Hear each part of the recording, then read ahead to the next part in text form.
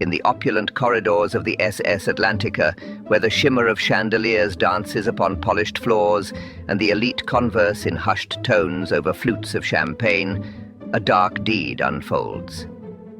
A silk scarf tightens, and Lady Vanessa Worthington's final breath escapes into the night. Enter Hercule Poirot, the fastidious Belgian sleuth, his mind as sharp as his impeccable mustache. Tonight, we beckon you to join him in a refined chase, a quest to untangle a crime where every gesture, every whisper reveals a clue. Welcome to Nocturnal Tales. But first, if we may impose ever so gently, we have a humble request for those who feel so inclined. Would you kindly like this video and subscribe to our channel? And, if it pleases you, do drop a note in the comments to share from which corner of the globe you're tuning into our tale. It's a delight to imagine our story reaching you there. Now, let us board the SS Atlantica and uncover what mysteries await. Chapter 1. The Voyage Begins. The SS Atlantica sliced through the dark Atlantic waters, a triumph of elegance and engineering. Its grand ballroom glittered with crystal chandeliers, their light dancing across polished brass railings and mahogany paneling. Passengers adorned in silks and tuxedos mingled beneath the opulent glow, their laughter and the clink of champagne glasses filling the air. It was a scene of unrestrained luxury, a floating microcosm of wealth and ambition. Seated at a small table near the edge of the room, a diminutive man with a meticulously waxed moustache surveyed the spectacle. Hercule Poirot, the celebrated Belgian detective, had embarked on this voyage seeking a rare moment of repose. Yet rest did not come easily to a mind so attuned to the nuances of human nature. His sharp eyes darted from face to face, noting the tilt of a head, the flicker of a smile, the shadow of unease beneath polished facades. At the captain's table, Lady Vanessa Worthington held court with the poise of a queen. Her emerald silk gown shimmered as she gestured, her pearls catching the light like tiny moons. Beside her sat Sir Reginald Worthington, her husband, a man whose broad shoulders and easy charm masked a certain restlessness. Poirot observed the faint tremor in Reginald's hand as he lifted his wine-glass, a detail too small for most to notice, but not for him. Nearby, Clarence Harrow, Vanessa's business partner, erupted into a boisterous laugh that rang hollow. His stout frame quivered with the effort, though his eyes, when they slid toward Vanessa, were cold and appraising. Across the room, Lady Eleanor Fairfax, a rival socialite, sat with her posture rigid, her gaze locked on Vanessa with a venom that belied her serene expression. Poirot leaned back slightly, intrigued. What threads of rivalry or resentment wove these lives together? The evening unfolded like a play, each interaction a line of dialogue rich with subtext. Vanessa's voice cut through the chatter as she addressed Reginald, her tone edged with steel. "You know perfectly well why that's impossible," she said sharply. "Don't push me, Reginald." His face reddened, but he offered no retort, instead summoning a waiter with a flick of his wrist. Moments later, Clarence leaned close to Vanessa, his voice a low rumble. "We must discuss the deal," he insisted. "There's still time to adjust the terms." Her reply was frigid. "My mind is made up, Clarence. Accept it." She turned away, leaving him to plaster a grin over his evident irritation. Poirot's attention shifted as Lady Eleanor approached Vanessa, her words laced with saccharine malice. "Vanessa, darling, how delightful to see you," she cooed. "I heard about your little spat with Reginald. Such a pity." Vanessa's smile was a brittle mask. "Eleanor, ever so thoughtful. Your concern is touching." The exchange crackled with unspoken history, a duel of wits laid bare for Poirot's scrutiny. The captain, a florid man with a booming laugh, approached Poirot with a warm greeting. "Monsieur Poirot, a privilege to have you aboard. Are you enjoying the Atlantica?" Poirot inclined his head, his smile courteous yet reserved. "The ship is magnificent, Captain, though I cannot help but sense a certain undercurrent among your guests." The captain's joviality faltered briefly. "Oh, you know these society folk," he said with a dismissive wave. "Always some intrigue brewing." Poirot nodded, unconvinced, his mind already sifting through the evening's impressions. As he savoured his coffee, Poirot caught a fleeting moment that piqued his curiosity. A waiter, moving with practised discretion, slipped a folded note to a passenger at a far table, a man who pocketed it swiftly, his eyes scanning the room. Curious, Poirot mused. What clandestine messages circulate here? Shortly after, Vanessa excused herself, gliding past Poirot's table. A hint of jasmine perfume trailed her, underscored by an odd metallic note that lingered in his senses. He frowned slightly, storing the observation away. The lights dimmed, and a chanteuse took the stage, her voice weaving a melancholy spell over the room. The passengers hushed, captivated, but Poirot's thoughts drifted elsewhere. A young couple exchanged adoring glances. An elderly man nodded off over his brandy, and in the shadows, a lone figure peered over a newspaper, his scrutiny of the room too deliberate to be casual. Was this the rumoured stowaway, or another piece in the puzzle? As the night wound down, Poirot retired to his stateroom, the ship's gentle sway a backdrop to his reflections. The SS Atlantica, isolated on the vast ocean, was a perfect crucible for secrets to simmer. Pausing in the corridor, he thought he heard a faint footfall behind him. He turned, but the passage lay empty, its shadows still. "You grow fanciful, Hercule." He chided himself softly. "This is a holiday, nothing more." Yet the prickle of unease persisted, a whisper that all was not as it seemed. In his cabin, Poirot stood at the porthole, gazing at the endless sea. The passengers of the Atlantica carried more than luggage. They bore the weight of hidden motives, poised to unravel in the days ahead. He sensed it, as surely as he felt the ship's pulse beneath his feet. Trouble, it seemed, had followed him aboard. Chapter 2. The Crime. The morning sun bathed the SS Atlantica in a golden glow, its rays dancing across the endless Atlantic. Inside the grand dining room, passengers savoured their coffee and murmured polite conversation, oblivious to the tragedy lurking just beyond the polished oak doors. At precisely 8 o'clock, Jenkins, the first-class steward, knocked gently on Lady Vanessa Worthington's stateroom door. She had requested her breakfast tray at this hour, and Lady Vanessa was nothing if not punctual. No answer came. He knocked again, more firmly, but the silence persisted. A flicker of unease stirred in his chest. "Milady," Jenkins ventured, his voice wavering. "Your breakfast, ma'am." Still nothing. With a hesitant breath, he turned the handle. The door swung open, unlocked. Stepping inside, he stopped dead.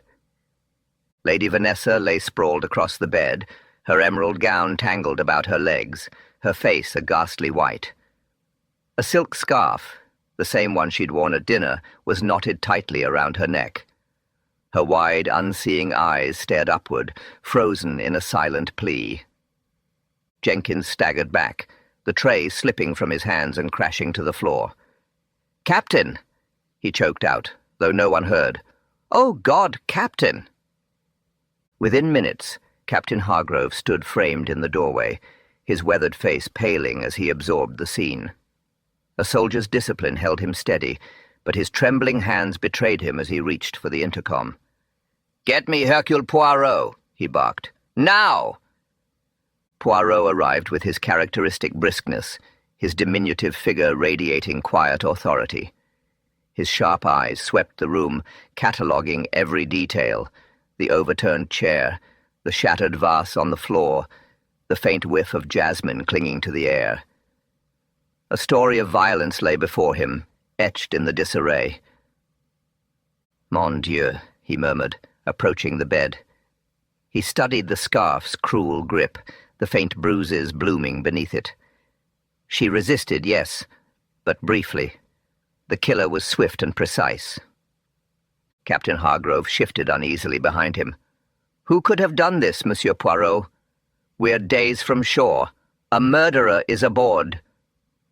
Poirot raised a hand for silence, his attention snagging on a slip of paper atop the dresser.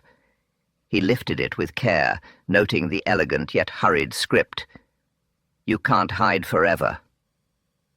The handwriting seemed familiar, perhaps matching Vanessa's own, but he couldn't be sure without comparison. A threat, perhaps, or a message meant for another.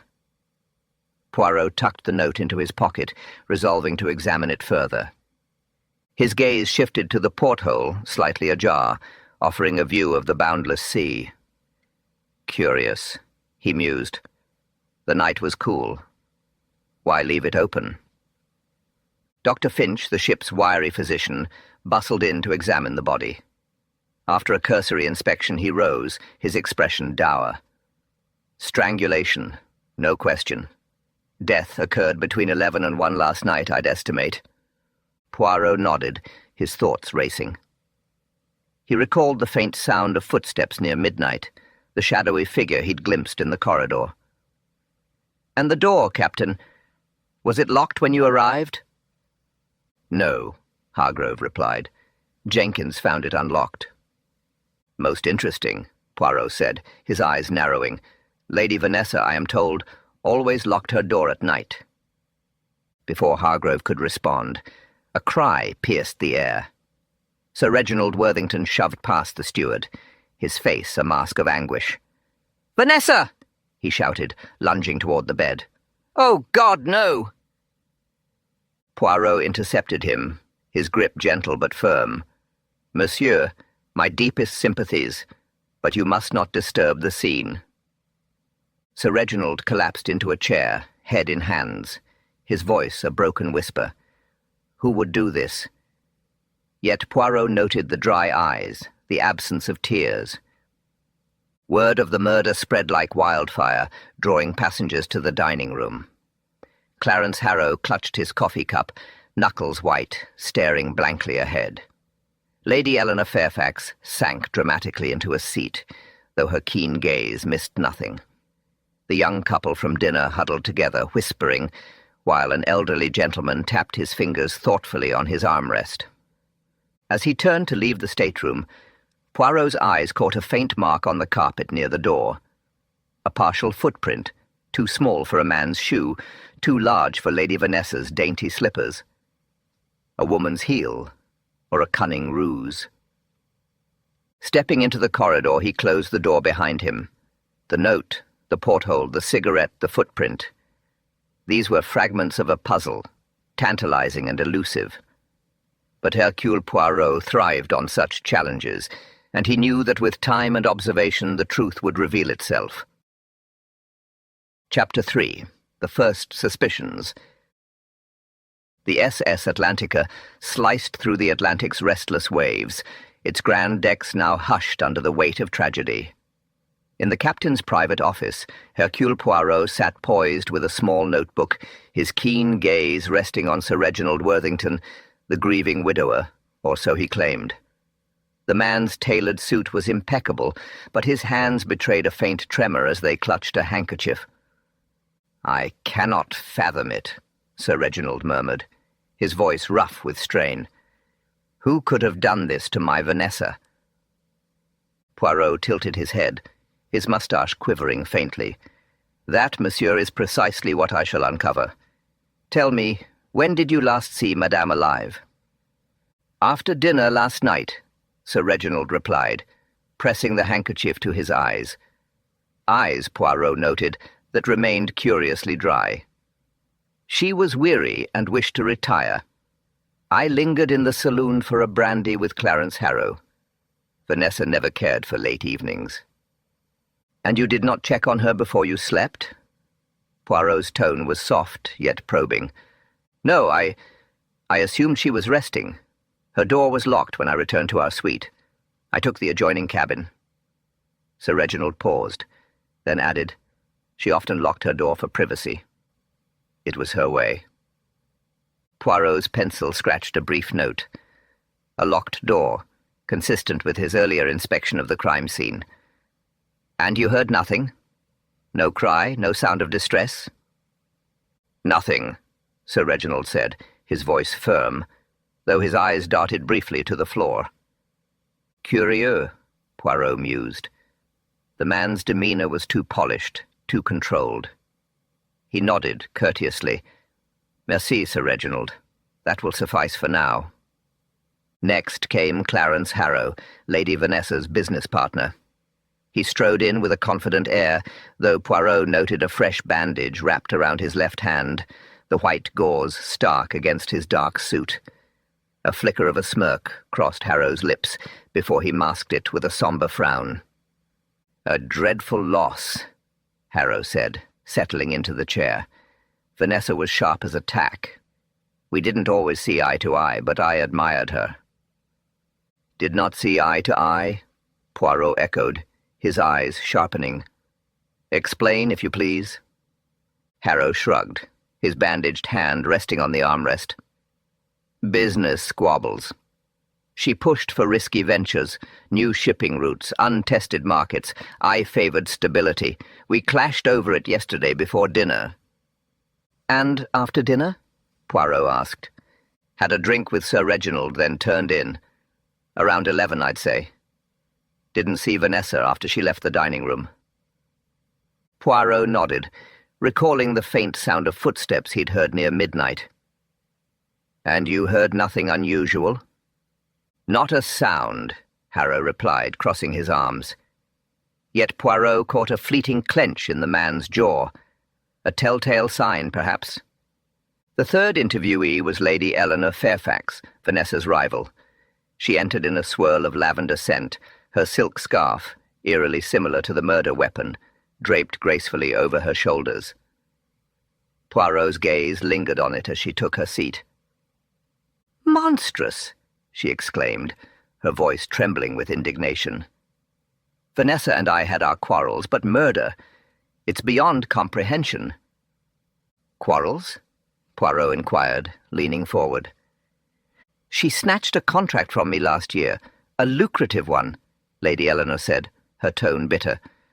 I won't deny I resented her, but I didn't want her dead. Your movements last night, madam? I played cards in the lounge with Mrs. Pennington until 10:30, then retired, slept soundly until this morning's awful news. Poirot tapped his pencil thoughtfully. That scarf you wear, it resembles the one found on Lady Vanessa. A striking coincidence, non? Lady Eleanor's hand flew to her throat, her poise wavering. It's a common style. I've owned mine for years. Are you implying... I imply nothing, Poirot said with a placid smile. I observe. When she left, Poirot sat in silence, his mind assembling the puzzle's pieces. Sir Reginald's tearless grief and convenient alibi, Harrow's business friction, subtle unease, and bandaged hand, Lady Eleanor's scarf and lingering grudge. Each had motive, each had opportunity. Yet the stateroom's clues, the scrawled note, the signs of struggle, the open porthole, hinted at a broader tapestry.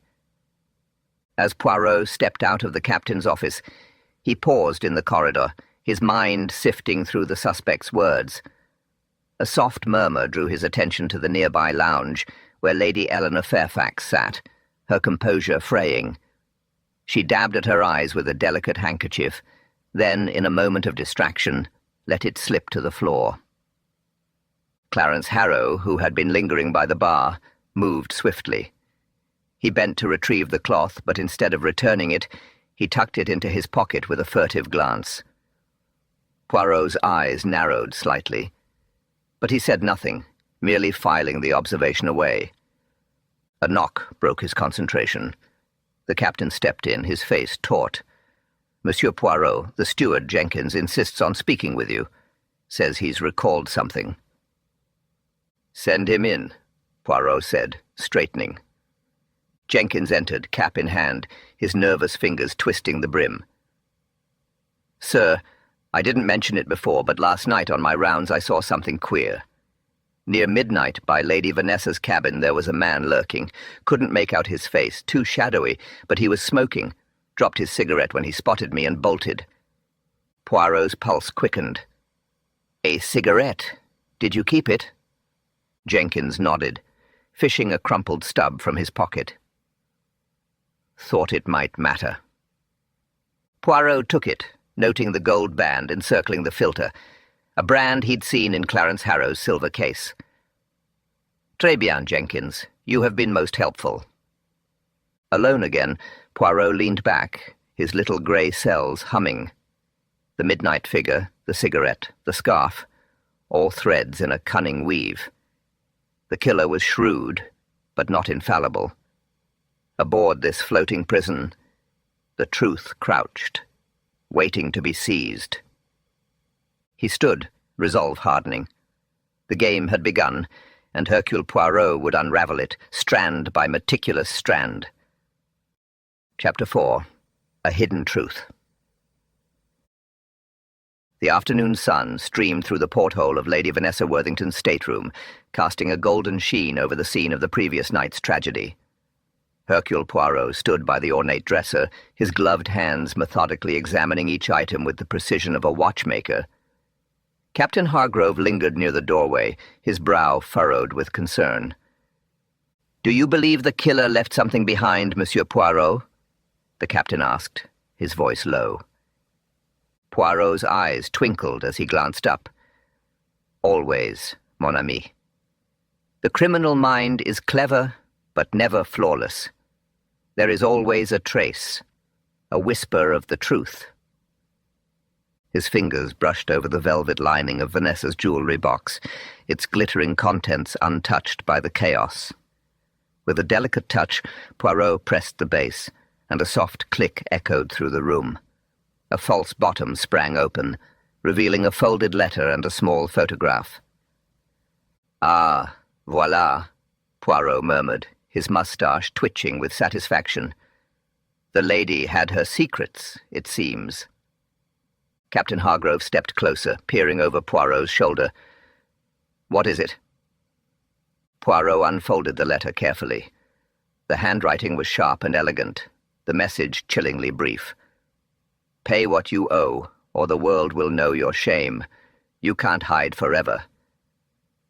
It was unsigned, the paper crisp as though recently penned. Poirot's brow furrowed as he studied the script. It seemed familiar, perhaps matching Vanessa's own hand, though he would need to compare it to confirm. Is this a threat to her or from her, Poirot wondered.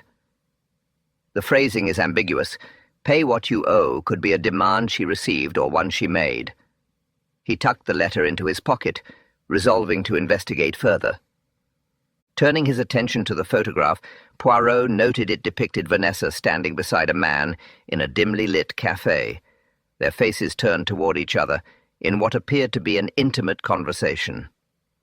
The man's features were obscured by shadow, but Poirot's sharp eyes caught a distinctive detail, a cufflink shaped like a lion's head glinting on his sleeve.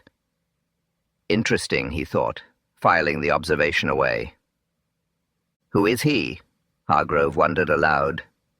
Perhaps a lover, or an accomplice, Poirot replied, his mind already racing. Or maybe the subject of the letter.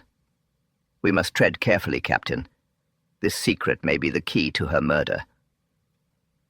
He slipped the photograph into his pocket alongside the letter, his expression thoughtful. For now, we shall keep this between us.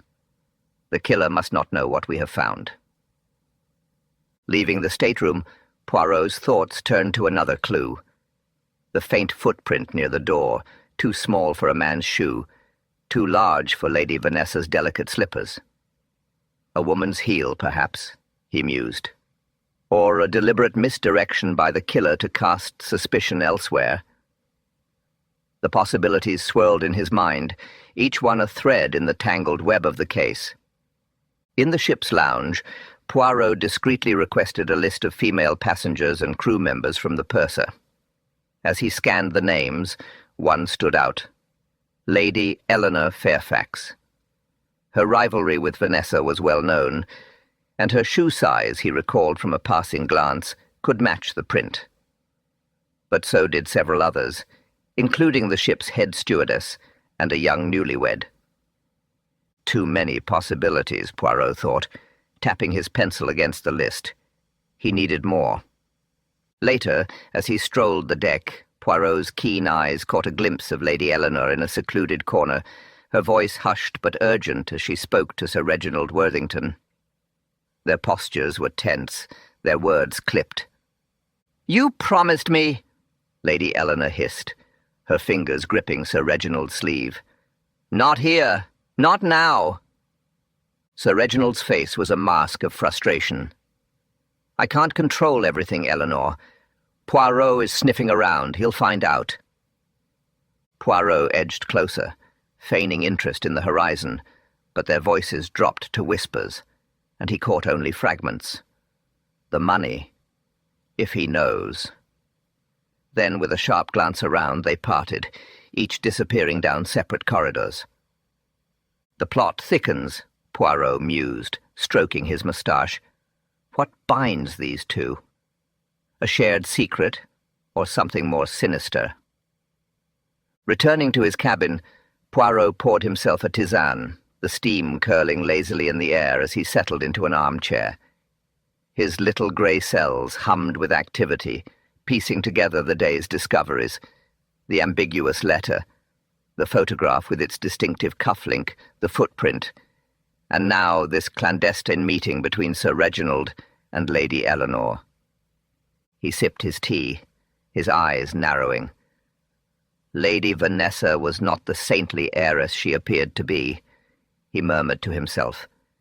She had enemies, yes, but also secrets that others wished to keep buried. The question is, which secret cost her her life? The letter suggested a motive rooted in shame or scandal, but its authorship remained unclear. The photograph hinted at a personal betrayal, perhaps an affair that threatened reputations or fortunes. And the footprint, could it belong to Lady Eleanor? Or was it a clever ruse to cast suspicion elsewhere? Poirot set down his cup, his resolve hardening. "No matter," he said softly. "Hercule Poirot shall uncover the truth, thread by meticulous thread." As the ship sailed onward into the gathering dusk, the mystery deepened, its shadows lengthening like the waves trailing behind. The killer was close, perhaps closer than anyone realized, and Poirot knew that time was of the essence. Chapter 5. A Whisper in the Dark. The SS Atlantica's grand lounge shimmered with decadence, its velvet drapes framing the vast dark windows that reflected the restless Atlantic beyond. Chandeliers cast a golden glow over the passengers, yet the air was thick with unease. The murder of Lady Vanessa Worthington had woven a thread of suspicion through the ship, and every glance seemed to carry a question or an accusation. Hercule Poirot sat in a plush armchair near the crackling fireplace, his slight figure dwarfed by the luxurious surroundings. He cradled a steaming tisane, his keen eyes darting over the room. A young newlywed couple whispered anxiously on a settee, their hands entwined. Mr. Pennington, an elderly passenger with a drooping monocle, nodded off in a corner. And near the bar, Miss Clara, the head stewardess, glided between tables, her movements precise but her expression taut. Poirot's gaze lingered on her. She had been on duty the night Lady Vanessa died, and he recalled a detail from the crime scene, a footprint in the stateroom that matched her shoe size. Intriguing, he thought, but not yet conclusive. As if drawn by his stare, Miss Clara approached.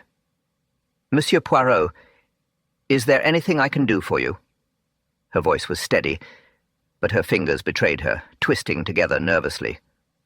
Poirot offered a disarming smile. You are most attentive, Mademoiselle Clara. Tell me, on the night of the tragedy, did you observe anything unusual? A sound, perhaps, or a shadow out of place? Her lips pressed into a thin line. I was busy with the linen, sir, but... She hesitated, then leaned in, her voice dropping to a hush. Around midnight I heard a door slam near the first-class suites, and then a faint cry, maybe. It was so fleeting I wasn't sure it was real. Poirot's eyes sparkled with interest.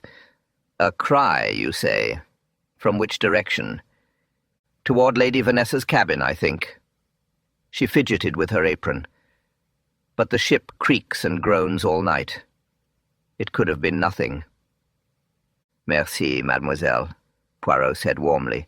Even the smallest whisper can speak volumes. As she hurried away, he filed her words away. A slammed door, a cry, details that matched the timeline of the murder. But who had been in that corridor? That evening, Poirot summoned Mr. Clarence Harrow to the ship's library, a sanctuary of dark wood and leather-bound volumes. Harrow strode in, his confidence tinged with irritation, and sank into a chair across from Poirot. Poirot noted the bandage on Harrow's left hand, the same one he had observed during their earlier encounter, when Harrow had clutched it after a minor altercation. "I hope this is brief, Monsieur Poirot," Harrow said, crossing his arms. "I've matters to attend to." Poirot's smile was serene, but his tone carried an edge. "Even amidst murder, business calls. You are a man of focus, Monsieur Harrow."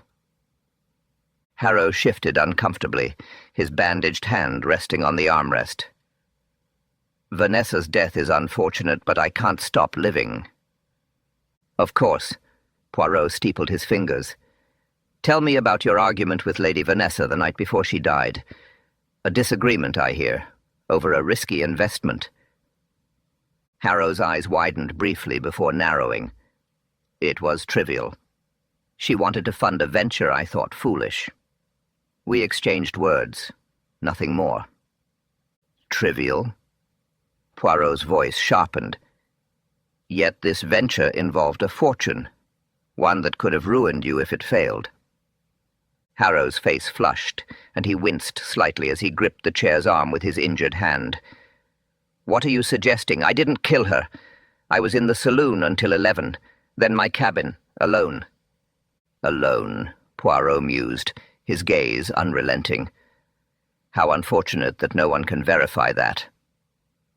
Harrow's jaw clenched, but before he could respond, a knock broke the tension. The door opened, revealing Mr. Jenkins, the purser, his face ashen. "Monsieur Poirot," Jenkins said, "I've found something you need to see." Poirot rose smoothly. "Show me, monsieur." In a shadowed corridor near the first-class suites, Jenkins pointed to an alcove. "I was checking supplies when I saw this." A faint smudge marred the wall, a partial handprint, blurred as if made in haste. Poirot bent to inspect it, his eyes narrowing. "Recent, I think, and regardez, traces of powder. Makeup, perhaps. A woman's touch." Jenkins nodded. "And there's more." He produced a small handkerchief, its delicate embroidery marred by a dark stain. Blood, Poirot suspected. The initials EF gleamed in gold thread. "Lady Eleanor Fairfax," Poirot murmured, taking the cloth. His mind flashed to the scene earlier that day in the lounge, when Harrow had pocketed the handkerchief after Lady Eleanor dropped it during a casual exchange. Curious indeed. Jenkins swallowed. "I thought you'd want to know, sir." "You were right," Poirot said. "This may be a key to our mystery." As Jenkins left, Poirot pocketed the handkerchief, his thoughts racing. A handprint, a bloodied cloth, evidence suggesting Lady Eleanor's presence near the crime scene. But was she the killer, or a pawn in a larger game? And how did her handkerchief come to bear blood? Harrow's blood, perhaps. Back in his cabin, Poirot paced before the porthole, the ocean stretching endlessly outside. Miss Clara's testimony, Harrow's weak alibi and bandaged hand, and now Lady Eleanor's handkerchief swirled in his thoughts. The pieces were scattered, refusing to align. He paused, staring into the night. "The murderer is cunning," he said softly, "but not flawless. There is always a trace, a misstep." A sudden idea flared. The photograph from Vanessa's jewelry box, the man in the cafe with the lion's head cufflink, could he be aboard, disguised among them? Or was he a spectre from her past, irrelevant to the present? "No," Poirot declared, turning from the window. "The truth is here, on this ship, and I, Hercule Poirot, will uncover it." With that resolve, he extinguished the lamp, the darkness cloaking him as the whispers of the mystery lingered in the air. Chapter 6. The Stowaway's Secret. The SS Atlantica's lower decks were a stark contrast to the opulence above. In the cargo hold, the air was thick with the tang of oil and sea salt, and the ship's metal walls groaned faintly with the ocean's rhythm. Hercule Poirot descended the narrow staircase, his polished shoes clicking sharply, accompanied by Captain Hargrove and 2 burly crewmen. A kitchen hand's hushed tip had led them here, to the shadowed corners where a stowaway reportedly hid. A sudden rustle broke the stillness as they approached a cluster of crates. Poirot raised a hand, signaling silence. At his nod, the crewmen pulled a figure from the gloom.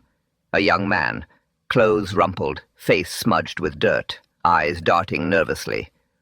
"Monsieur," Poirot said calmly, his voice a soothing balm, "there is no need for fear. I am Hercule Poirot, and I seek only the truth. Your name?" The young man swallowed hard. "Thomas, sir. Thomas Wilkins." "And what brings you aboard this ship uninvited, Monsieur Wilkins?" "I was desperate," Thomas stammered. "Lost my job in London, had nowhere to go. I thought I'd sneak to America, start over." Poirot studied him closely.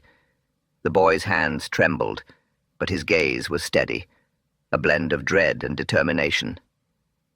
"And do you know of Lady Vanessa Worthington's fate?" Thomas paled. "The murder? I heard the crew talking, but I swear I'm innocent." "Naturally," Poirot replied, his tone firm yet gentle. "But perhaps you witnessed something that night. Something useful to my investigation?" After a pause, Thomas nodded slowly. "I was on the promenade deck near midnight trying to think. I saw someone, a hooded figure in a dark coat, rushing from the first-class cabins. They dropped something small, maybe a case, as they passed under a light." Poirot's eyes sharpened. "Did you retrieve it?" "No, sir. I was too scared, but I can show you where." "Very well. Lead on, Monsieur Wilkins." Guided by Thomas, they climbed to the starboard deck. After a brief search near the lifeboats, Poirot spotted a metallic gleam beneath a folded canvas. He lifted a silver cigarette case, its surface etched with the initials CH, and beneath them a finer script, "To my beloved A from V." Poirot's brow creased slightly.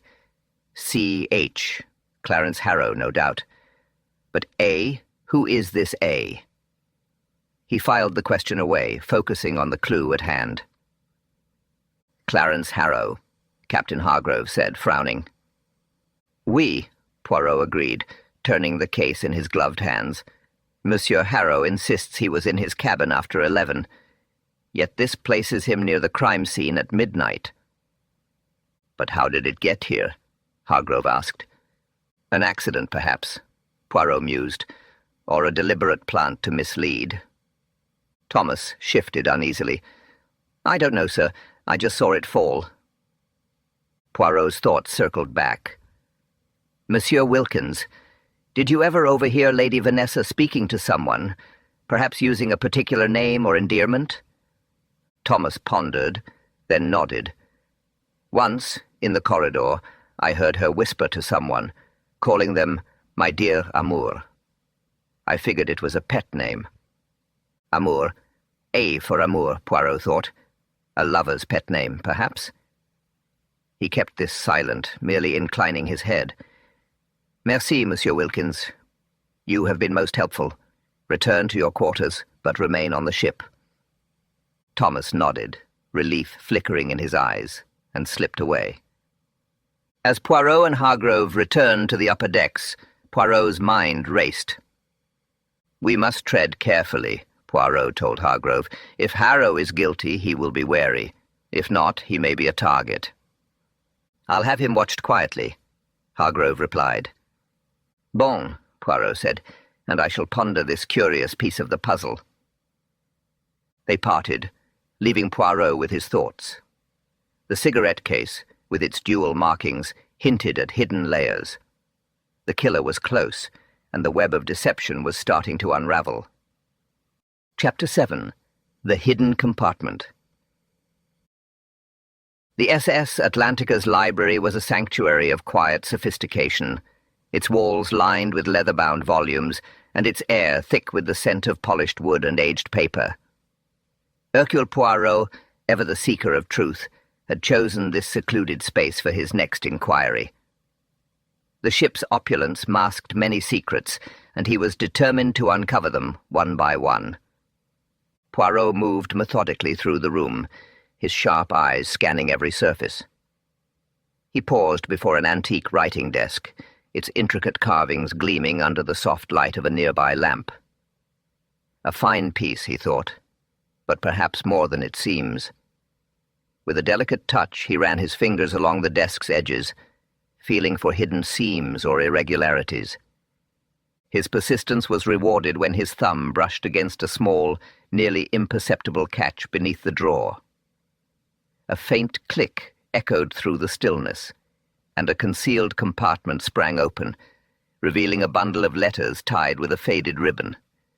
Poirot's heart quickened. Ah, mon ami, he mused. What have we here? He untied the ribbon and unfolded the first letter, his eyes narrowing as he read the elegant, looping script. My dearest V, our time together is a stolen treasure, but I fear the cost. If our secret is discovered, it will ruin us both. Yet I cannot bear to let you go. Meet me in the usual place, and we shall decide our fate. Yours always, A. Poirot's moustache twitched with intrigue. A clandestine affair, he thought, and one fraught with danger. He flipped through the remaining letters, each more fervent than the last, though none bore a full name, only the initial A. But who is this A? Poirot wondered, his mind sifting through the ship's passenger list. Could it be Amelia Pennington, the reserved widow with a sharp tongue, or Arthur Worthington, Sir Reginald's distant cousin, who had been conspicuously quiet? Or perhaps someone less obvious, lurking in the shadows of suspicion? As he pondered, a faint noise broke the silence, a soft creak like the shifting of weight on the wooden floor. Poirot's senses sharpened. He slipped the letters into his pocket and turned slowly, his gaze sweeping the room. The library appeared empty, its shadows undisturbed, but Poirot knew better. Is someone there? He called, his voice steady but laced with warning. Silence answered him, yet the air seemed to hum with tension. Poirot stepped toward the door, his polished shoes tapping a deliberate rhythm. As he reached the threshold, he caught a fleeting glimpse of movement, a shadowy figure disappearing around the corner of the corridor. His pulse quickened. The killer watches, he realized, and grows bolder. Poirot hurried after the figure, but the corridor stretched empty before him, its polished floors gleaming under the dim lights. He paused, listening intently, but only the distant hum of the ship's engines met his ears. No matter, he thought, his resolve hardening. I am close, too close for their comfort. He returned to the library, his mind racing. The letters were a breakthrough, revealing Lady Vanessa's secret lover and a motive ripe with jealousy or betrayal. But the identity of A remained elusive, and the killer's surveillance suggested that time was running short. As Poirot extinguished the lamp and left the library, the ship's bell tolled, its sombre tone echoing through the halls. The game was afoot, and the stakes had never been higher. Chapter 8. Shadows on the Deck. The SS Atlantica pressed through a turbulent sea, its decks glistening under a relentless downpour. The sky hung heavy with grey clouds, and the rhythmic thud of waves against the hull underscored the storm's fury. Inside, the smoking room stood as an oasis of calm, its polished wood walls and plush leather armchairs glowing softly in the lamplight. Hercule Poirot sat at a small table, his keen eyes trained on the door, awaiting his next move in the intricate game of deduction. At exactly 2 o'clock, Mr. Pennington entered, his monocle swinging loosely from its chain, his steps faltering slightly. Dr. Finch followed, offering a curt nod, his medical bag clutched tightly under his arm. Poirot stood, his demeanour polite yet commanding. "Messieurs, I appreciate your presence," he said, motioning to the seats. "We have a serious matter to address." Pennington eased into a chair with a weary grunt. "Anything to assist, Monsieur Poirot? This affair has cast a shadow over us all." Dr. Finch remained on his feet, his face taut. "I've patience waiting. Let's make this quick." Poirot's lips curved into a faint smile. "It shall be brief. I seek only to confirm Monsieur Arthur Worthington's actions on the night Lady Vanessa met her end." Pennington adjusted his monocle, frowning. "We were at cards that night. Arthur, Finch, and myself. A round of whist. Nothing more." "And how late did this game persist?" Poirot inquired. "Until 11:30, I'd say," Pennington answered. "I turned in soon after. The brandy had taken its toll." Poirot's gaze shifted to Dr. Finch. "And you, Doctor? Did you also depart then?" Finch paused, his fingers drumming against his bag. "I lingered a bit. Arthur and I talked until midnight or thereabouts." Poirot's eyes narrowed. "Or thereabouts. I require precision, monsieur." Finch shifted his weight, unease flickering in his expression. "Well, to be exact, Arthur stepped out around 1:15 Said he wanted air. He was back in 10 minutes or so." "Did you see where he went?" Poirot pressed. "No," Finch admitted. "But when he returned, he was rattled. Hands shaking, eyes darting to the door." "Did he speak of anything odd?" "Nothing," Finch said. "Though I did catch him talking to someone in the corridor before he came back, a woman in a dark shawl. I couldn't see her face." Poirot's mind sparked. A woman, the same one Mrs. Hartley glimpsed near the scene. "Merci, Doctor. You have been most illuminating." As the two men left, Poirot pieced together the timeline. Arthur's absence from the smoking room coincided with the murder's window, and this mysterious woman added a fresh thread to the tapestry of intrigue. Next, Poirot returned to Vanessa's cabin, now locked under the captain's directive. The air still carried traces of jasmine, and was that lavender? He moved to the wardrobe, his gloved hands deftly searching her coats. Tucked in a hidden pocket, he discovered a torn slip of paper bearing the initials E.F. in hurried script. E.F., he pondered. Could it be Lady Eleanor Fairfax? Lady Eleanor Fairfax, a poised widow with a fondness for lavender perfume, had kept a low profile since the voyage began. Poirot recalled her subtle tension whenever Vanessa's name arose, a clue worth pursuing. He sought her out on the upper deck, where she sat beneath an awning, sipping tea as rain lashed the ship. She glanced up at his approach, her smile tight. "Monsieur Poirot," she greeted, lowering her cup. "What brings you into this storm?" "A pressing question, madame," he replied, settling across from her. "Where were you when Lady Vanessa died?" Her grip on the cup tightened. In my cabin, reading. I retired early, as is my habit. Poirot's voice grew firm. Yet a witness saw a woman like you near the first-class cabins at midnight, and this... He slid the paper with EF into view. Lady Eleanor Fairfax's poise wavered. That's mine, yes, but it's not what you assume. Vanessa and I were friends. She asked me to meet her that night, something private. About what? Poirot urged. She feared her husband was unfaithful, Eleanor whispered. She wanted my counsel. But when I reached her cabin, the door was open, and I heard voices, angry ones. I didn't go in. Whose voices? Poirot leaned in. I couldn't tell. A man and a woman arguing over money, I think. I left, afraid of being seen. Poirot studied her, the tremor in her hands, the tear in her shawl, a match for fabric found near Vanessa's body. You saw no one else? No, she insisted. I dropped that note as I fled. It was a reminder of our meeting. Poirot nodded, though skepticism lingered. Her tale held water, but the torn shawl hinted at a closer encounter with the crime. Before he could dig deeper, a crewman rushed onto the deck, breathless. Monsieur Poirot, the captain needs you. The ship's logbook's been stolen from his office. Poirot straightened. Stolen? When? Found out this morning, the crewman said. Captain Hargrove's furious. Thinks the killer's hiding something. Merci, madame, Poirot said to Eleanor, rising. We will continue this later. Following the crewman below, Poirot's thoughts churned.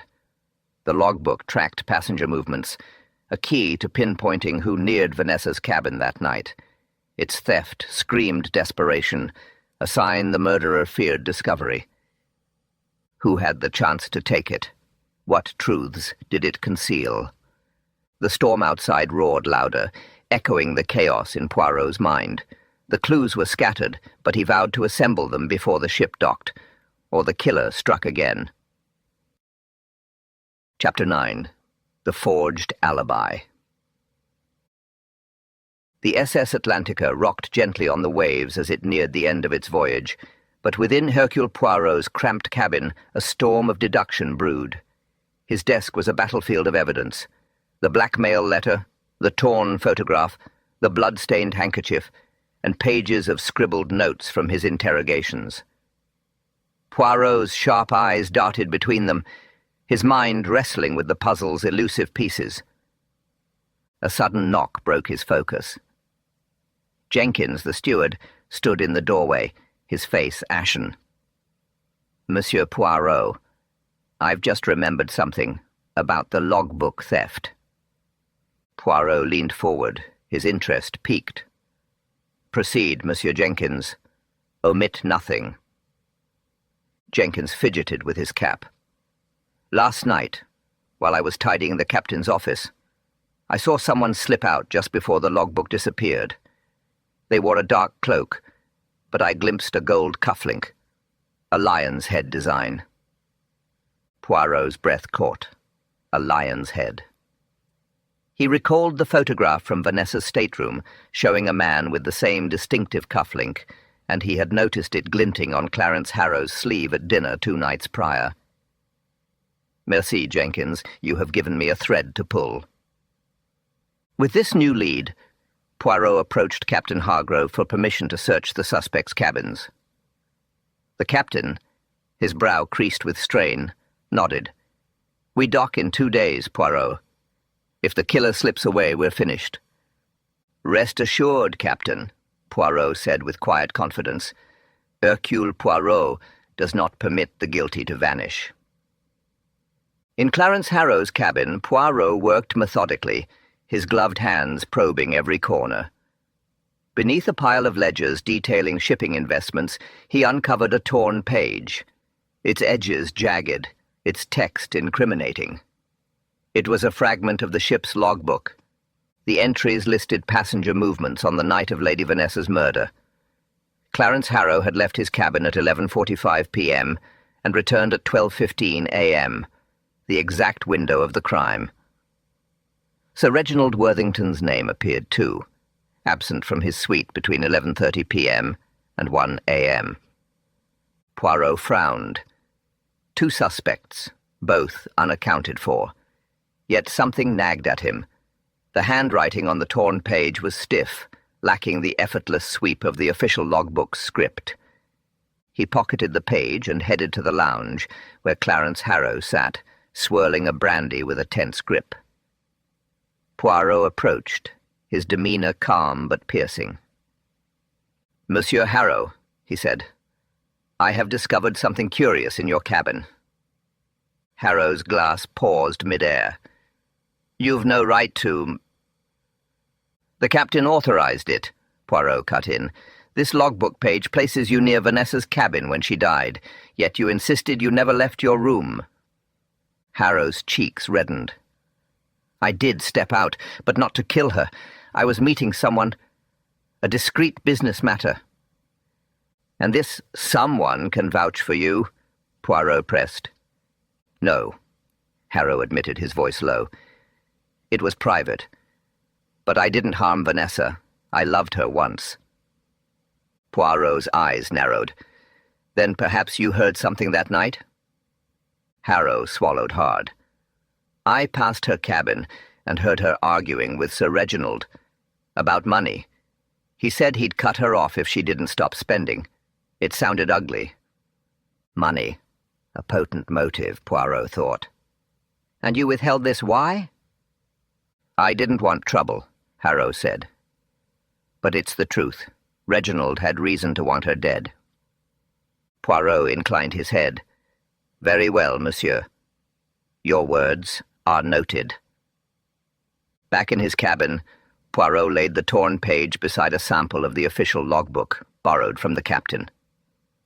His suspicion was correct. The handwriting was a forgery, careful but not perfect. The strokes betrayed an imitator's hand. Someone planted this, Poirot mused, to frame Harrow or to muddy the waters. Who could forge such a document? The purser, Mr. Billings, came to mind, a man of precision with access to the logbook, or perhaps a passenger with hidden talents. As the ship's horn blared, marking the fall of evening, Poirot felt the net tightening. The forged alibi was a clumsy move, and clumsiness bred exposure. He would find the true logbook, or its forger, and with it the murderer's name. Chapter 10. The Purser's Confession. In the quiet solitude of his cabin, Hercule Poirot sat hunched over his notes, the soft glow of the desk lamp casting shadows across the page. The forged logbook page lay before him, its deceitful entries mocking his efforts to uncover the truth behind Lady Vanessa Worthington's murder. Yet Poirot was not deterred. He knew that every lie concealed a kernel of reality, and it was his task, his duty to extract it. With a decisive nod, Poirot closed his notebook and stood. The purser, Mr. Billings, held the key to this forgery, a suspicion that had taken root in his mind since Poirot noted the man's nervous demeanour. It was time to confront him. Slipping on his coat, Poirot stepped into the corridor, the ship's gentle sway beneath his feet a constant reminder of their isolation on the vast ocean. As he made his way to the purser's office, Poirot passed Lady Eleanor Fairfax, who was engaged in a heated discussion with a fellow passenger near the lounge. Her sharp words cut through the air, and her flushed cheeks betrayed a woman under strain. Poirot filed the observation away, his little grey cells humming with possibilities, and continued on his path. Upon reaching the purser's office, Poirot knocked firmly. The door creaked open, and Mr. Billings appeared, his face paling at the sight of the diminutive detective. "Monsieur Poirot, what can I do for you?" he asked, his voice trembling like a leaf caught in a storm. Poirot stepped inside, closing the door with a soft click. "Monsieur Billings, I believe you have information pertinent to my investigation, specifically regarding the logbook page that was forged." Billings' eyes widened, and he stumbled back a step. "I don't know what you're talking about," he stammered. But his hands betrayed him, fidgeting with the edge of his desk. Poirot fixed him with a piercing gaze, his moustache twitching slightly. "Come now, monsieur. The handwriting on the forged page is yours, is it not? And the ink, freshly applied, betrays its recent creation. You cannot deny the evidence of your own hand." Billings slumped into his chair, his shoulders sagging as if the weight of the world had settled upon them. "I had no choice," he whispered, his voice barely audible over the hum of the ship's engines. "They threatened to expose my past, a mistake I made years ago, a foolish indiscretion. I couldn't let it ruin me." "Who threatened you?" Poirot demanded, his tone polite yet unyielding. "I don't know their name," Billings replied, his eyes darting to the floor. "They left notes, signed with a symbol. A crest, I think." Poirot leaned forward, his curiosity piqued. "Describe this crest." "It was a lion rampant, with a sword," Billings said, swallowing hard. "I didn't recognize it." "To alter the logbook entries to implicate Mr. Harrow and Sir Reginald," Billings confessed, his words tumbling out in a rush. "I tore out the original page and hid it, but then the whole logbook was stolen. I swear that's all I know." "Thank you, Monsieur Billings," Poirot said, his voice softening slightly. "Your cooperation is noted. Now I must search your quarters for any further evidence." Billings nodded meekly, and Poirot wasted no time. He proceeded to the purser's small cabin, a cramped space cluttered with papers and personal effects. After a meticulous search, Poirot's nimble fingers uncovered a crumpled note hidden beneath a stack of ledgers. It read, "Forge the entries as instructed, or your secret will be revealed. L." At the bottom, the symbol matched Billings' description. A lion, rampant with a sword. Poirot pocketed the note, his thoughts swirling. As Poirot stepped out of Billings' cabin, he nearly collided with Thomas Wilkins, the stowaway, who looked anxious, his brow furrowed with worry. "Monsieur Poirot, I need to speak with you," Wilkins said urgently. "Very well," Poirot replied, gesturing toward the deck. "Let us find a quiet place." They retreated to a secluded corner near the lifeboats, where the sound of waves lapping against the hull provided a soothing backdrop. Wilkins took a deep breath and began, "I was hired by Sir Reginald to investigate Lady Vanessa. He suspected her of infidelity and wanted evidence to use against her." Poirot's interest sharpened, his eyes glinting in the dim light. "And what did you find?" "On the night of the murder, I saw a figure in a cloak leaving the cabin area around midnight," Wilkins said. "They dropped something, a glove. I picked it up." He reached into his pocket and produced a delicate glove, its fine fabric embroidered with the initials E.F. "Lady Eleanor's," Poirot murmured, turning the glove over in his hands. "But why would she leave it there?" "I think someone is trying to frame her," Wilkins suggested. "I saw Lady Eleanor in the lounge at that time, playing cards with Mrs. Hartley. It couldn't have been her." Poirot nodded thoughtfully. "Thank you, Monsieur Wilkins. This is most helpful." Determined to clarify this new twist, Poirot sought out Lady Eleanor in the lounge. She sat alone, sipping tea, her composure restored after her earlier outburst. "Madame Fairfax," Poirot began, bowing slightly. "I must ask, did you lose a glove recently?" Lady Eleanor frowned, setting her cup down with a delicate clink. "Yes, I noticed one missing yesterday. Why do you ask?" Poirot showed her the glove. "This was found near the crime scene, but I believe it was planted to incriminate you." Her eyes widened, and she pressed a hand to her chest. "Someone stole my glove to frame me? But who?" "That is what I intend to find out," Poirot said, his tone reassuring yet firm. "Tell me, do you recognize this crest?" He produced the blackmail note and pointed to the symbol. Lady Eleanor's face paled. "That's the Worthington family crest. Sir Reginald wears it on his ring." Poirot's suspicions crystallized, the pieces of the puzzle snapping into place. "Merci, madame. You have been most cooperative." As he left the lounge, Poirot's mind whirred with activity. The killer was a master of manipulation, coercing Billings to forge the logbook, planting Lady Eleanor's glove to mislead, and now using Sir Reginald's crest as a signature. But why implicate Sir Reginald? Was it a clever ruse to deflect suspicion, or was Sir Reginald himself the architect of this deadly scheme? Poirot knew he was close to the truth. The threads of the mystery were coming together, weaving a tapestry that would soon reveal the murderer's identity. Yet one final piece eluded him, a shard of evidence to confirm his growing certainty. With renewed determination, Poirot set off to confront Sir Reginald, the man whose crest had appeared in the blackmail note. The game was nearly over, and Hercule Poirot was ready to make his move. Chapter 11. The Unveiling. The grand lounge of the SS Atlantica glowed with an uneasy splendor.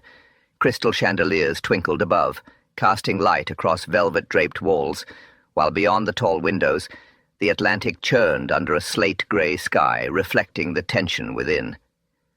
Hercule Poirot stood at the center of the room, his small stature belied by an air of quiet command. Around him, the suspects sat in a semicircle of plush armchairs, their faces a gallery of emotions: apprehension, curiosity, defiance. Captain Hargrove stood near the entrance, arms crossed, his stern eyes fixed on the group. Sir Reginald Worthington, Lady Eleanor Fairfax, Clarence Harrow, Mr. Billings, Thomas Wilkins, and a few other passengers filled the seats, their body language revealing their states of mind. Sir Reginald's stiff posture, Lady Eleanor's restless hands, Harrow's feigned nonchalance. Poirot smoothed his impeccable moustache and began, his voice steady and precise. "Mes amis, we are here to unveil a murderer. The death of Lady Vanessa Worthington was no random act. It was a crime of intent, and the culprit is among us." Murmurs rippled through the room, quickly hushed as Poirot raised a hand. "To uncover the truth, we must examine the clues, for they betray the killer's hand." He paced deliberately, his polished shoes clicking on the parquet floor. "First, the letter found in Lady Vanessa's stateroom. Pay what you owe, or the world will know your shame. You can't hide forever." At first, it appeared as a threat against her. But no. It was her own draft, written in her hand, intended for Monsieur Harrow. She sought to warn him, expose their affair or pay her price. Poirot's keen eyes swept the room, lingering on Sir Reginald, whose jaw tightened. Next, the photograph of Lady Vanessa with a man in a Paris café. The man's face was hidden, but a lion's head cufflink shone on his sleeve, a match to Monsieur Harrow's own. He pivoted to another clue. The footprint near the stateroom door, too small for a man, too large for Lady Vanessa, hinted at a woman's heel. Yet it was a distraction, perhaps left by a crew member or placed by the killer to deceive. Poirot gestured toward the open porthole. The porthole, ajar on a chilly night, suggested an intruder, or a need to cool the room after a struggle, another misdirection. His gaze settled on Lady Eleanor. The blood-stained handkerchief bearing Madame Fairfax's initials was a cunning plant. But whose blood? That of Monsieur Harrow. Harrow tensed as Poirot turned to him. "You cut yourself in the struggle with Lady Vanessa, monsieur. The bandage on your hand proves it. The blood on the handkerchief is yours, used to frame Madame Fairfax." Lady Eleanor gasped. "But how did he get my handkerchief?" Poirot's lips curved slightly. "You dropped it in the lounge, madame, and Monsieur Harrow claimed it, later staining it with his blood to shift suspicion." Harrow's composure faltered, his fists tightening. "This is absurd." "Is it?" Poirot pressed. "Consider the cigarette case, engraved CH and to my beloved A from V. Found near the lifeboats, it tied you to the scene. But who is A? Not your initial, Monsieur Harrow." Poirot's eyes sparkled with insight. "The love letters signed A confounded me until Thomas Wilkins, the stowaway, recalled Lady Vanessa calling her lover my dear amour, French for love. Thus, A was her pet name for you, Monsieur Harrow, her amour. She hid those letters in the library, a place she deemed safe from her husband's prying eyes, tucked among forgotten volumes." The room grew still, the weight of revelation settling over them. Harrow's face paled. Poirot pressed on. "The forged logbook page implicating you and Sir Reginald was your desperate ploy. You forced Mr. Billings to alter it using a blackmail note stamped with Sir Reginald's crest. How did you acquire it? Simple. You stole Sir Reginald's signet ring from his cabin, using it to seal your forgery, and when the original logbook threatened to expose your movements, you stole it to cover your tracks." He drew the crumpled blackmail note from his pocket. "This note, signed with the crest and L, aimed to confuse us. But it was your work, Monsieur Harrow." Captain Hargrove stepped forward. "Harrow, is this true?" Harrow sprang up, voice trembling with fury. "No! I loved her. I'd never hurt her." "Then explain the glove," Poirot countered. "Planted near the scene to incriminate Lady Eleanor like the handkerchief, and the threatening note, 'You can't hide forever,' was not her draft alone. You sent her a final warning, fearing her threat to expose you. The voices Madame Fairfax heard that night were yours and Vanessa's, arguing before the murder. In panic, you silenced her." Harrow's resolve shattered. "It was an accident," he rasped. "She'd ruin me. My business, my life. I tried to stop her, but she fought, and I didn't mean to." He sank back, sobbing, as Captain Hargrove signaled his officers. "Take him away." As Harrow was escorted out, Poirot faced the group, his tone solemn. "Greed and fear fueled this tragedy, mes amis, but justice has prevailed." Sir Reginald rose, his voice thick. "Thank you, Poirot. I suspected, but I couldn't believe it." Poirot bowed his head. "The heart resists what the mind discerns, monsieur. Yet truth endures." The passengers drifted away, whispering as Poirot lingered by the window. The sea had calmed. The storm subsided. Another mystery unraveled, order restored by his little grey cells. With a twirl of his moustache and the quiet confidence of genius, Hercule Poirot lays bare the truth, restoring harmony to the SS Atlantica. The puzzle is complete, the culprit unmasked, and order prevails once more, all thanks to the keen observation of one extraordinary mind. We trust you've savored this elegant dance of deduction. If you'd like to support Nocturnal Tales and delve deeper into such mysteries, consider joining our YouTube membership program for exclusive content, or visit our Buy Me a Coffee page, link in the description. Thank you for listening. Until we meet again, keep your eyes sharp and your wits sharper still.